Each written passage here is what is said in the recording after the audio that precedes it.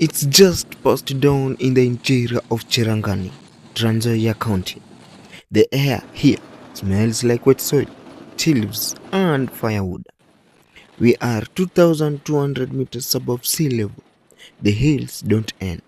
They just fold into each other like green blankets someone forgot to smooth out. This is where my journey begins. From a small shopping center called Sinyerere, no tarmac here, only Moram roads, red and stubborn.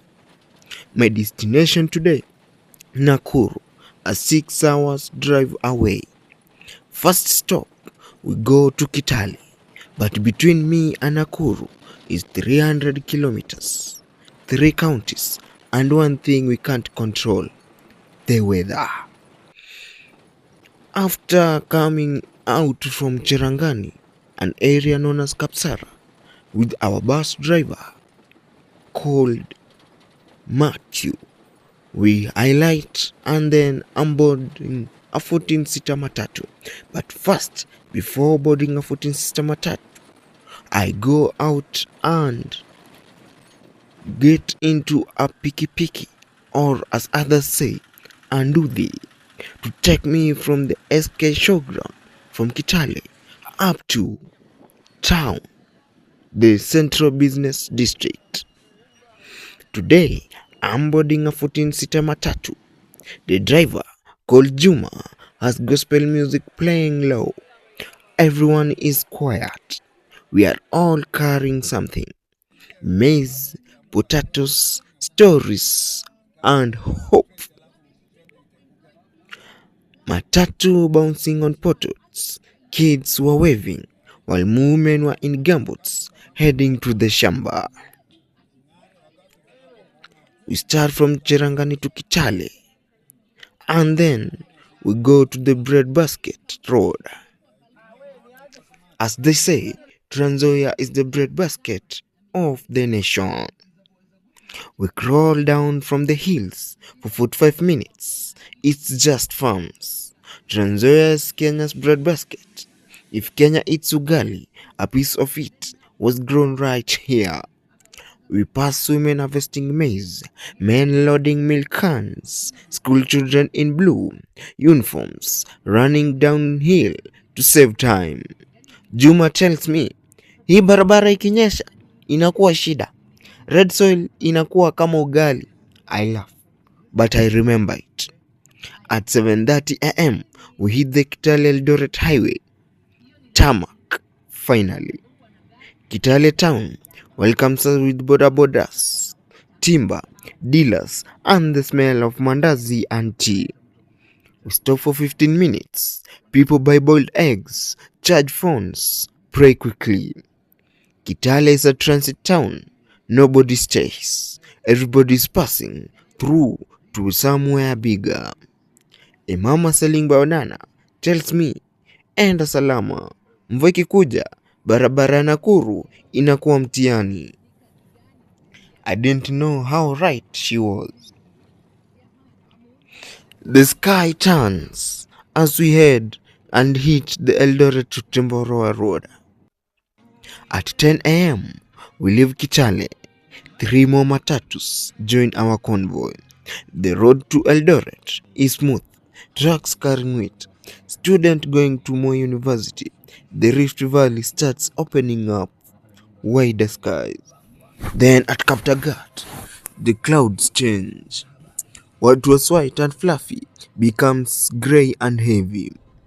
By Timboroa, the highest point on this road, 2,715 meters up, the first drop hits the windscreen. The rain starts tapping out and the wipers are on. Driver Juma says, imekuja. While another passenger adds on, Mungu atusaidie. Within 10 minutes, it's not rain, it's a wall. Visibility drops to 10 meters. Trucks hoot. We slow to 40 kilometers per hour. This is the middle of the journey. Timboroa to Nakuru. The part truck drivers call the tester. The raindrops on the roof. Inside, The matatu. People get closer. A baby starts crying. Someone starts singing a hymn quietly. The hills outside disappear. Only water, mud, and the red highlights ahead. Rain in the Rift Valley is different. It doesn't ask permission. It rewrites the road. Potholes become lakes. Muram becomes soap. But we keep moving. Because in Kenya, life doesn't stop for rain. By 12:30 p.m., we descend. Eldoret is behind us. We pass Salga, then Maua, then Molo. The rain eases. The sun tries to come back shy. Everything outside looks washed. The eucalyptus trees are greener. The air smells like metal and leaves. We enter Nakuru County. The land flattens. You can see Menengai crater in the distance like a sleeping giant. People in the matatu start waking up. Phones come out. Niko njiani nakaribia. The mood changes. The hard part is over. We pass Lake Nakuru sign. Flamingos will be there if it wasn't so cloudy. We pass hawkers with roasted maize, shoes and mitumba. Matatu hooting, town noise, and rain on iron sheets. We reach in Nakuru, our final destination. From Muram in Chirangani to Tamak in Kitale, to rain in Tomboroa, to the busy streets of Nakuru. 6 hours, 300 kilometers, 1 flat tire scare, 1 shared umbrella, 3 prayers. Nakuru is wet but alive. Matatus everywhere, boda boda splashing. The smell of pilau from a hotel nearby. I step out, my shoes are muddy, my jacket is damp, but I made it. This journey taught me something.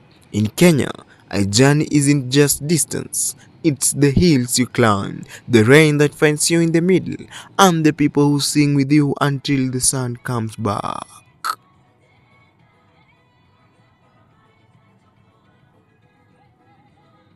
From the interior of Chirangani to the heart of Nakuru, this was a just 6-hour drive, but we enjoyed the magical landscapes of the Kenya.